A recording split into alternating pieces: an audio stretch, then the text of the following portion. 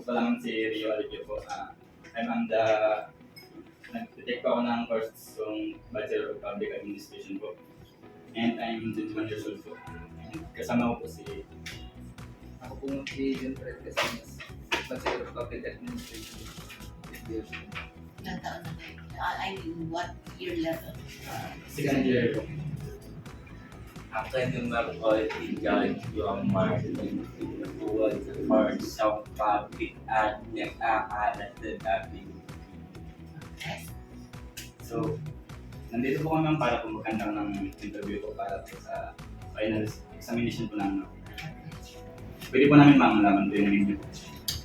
Pasensya na, I Mr. recently Mayor. Can you enrolled get back mga Italian housing and technical education training. Kasi And ito ka na. at the same time, Pero kung sa quality management system position. Ay, sa Sino po kasi. yung current position niyo po? I'm an assistant professor. Bakit niyo po ma'am pinili mag-work po sa government po? Oh, kasi pag sinabi mong gobyerno, this is the most established, the most permanent, the most medyo secured jobs. When you work with the government, you are secured. That's what they are saying. So, bilang employees po ma'am, may mga benefits na po ba kayo natanggap? Marami. Kaya nga gobyerno secured, established.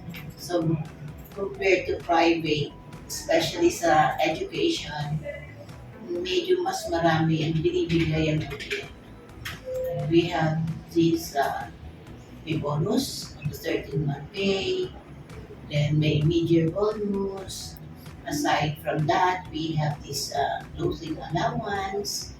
And in the middle of November, sometimes pag may ipon, it depends on the budget and availability of pad and savings. Meron kaming A's from the TESDA. More than, siguro sa DepEd, you're receiving more benefits from DepEd. But then, pero this year, medyo pahirap na. So everything na binibigay na benefits from the government ngayon ay dapat may corresponding PBM. Kaya kailangan medyo hindi na namin ewan na kung babawasan pa yung mga nare-receive na. Bilang employee po ma'am sa government po, ilang age po ma'am kayo nung balak po mag-work sa government? I'm retirable, I'm almost 65.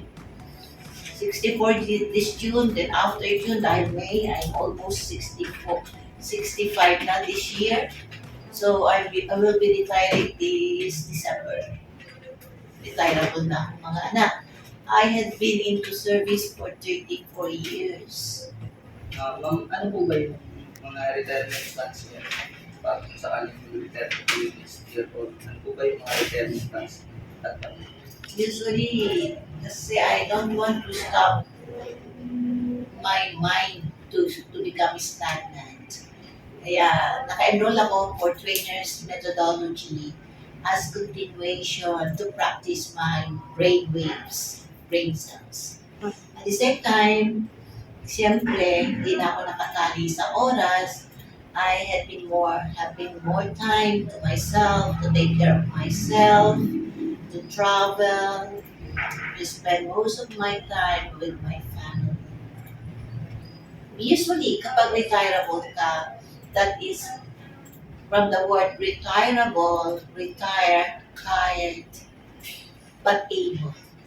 Diba? Retirable, tired, but able.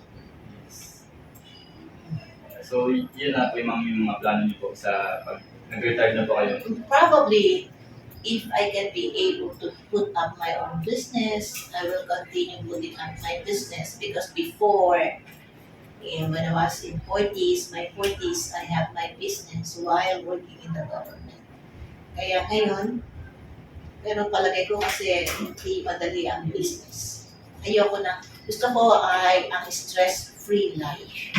I want to enjoy my life, I want to relax since sobrang struggle when I was young. It's high time for me to enjoy my twilight. So, okay na? Did I satisfy your question? Did I answer your question? Yes, ma'am. So, yan lang ma'am gusto mo yung question namin ma'am. So, thank you po ma'am sa knowledge po ma'am about po sa government po ma'am dito sa Okay.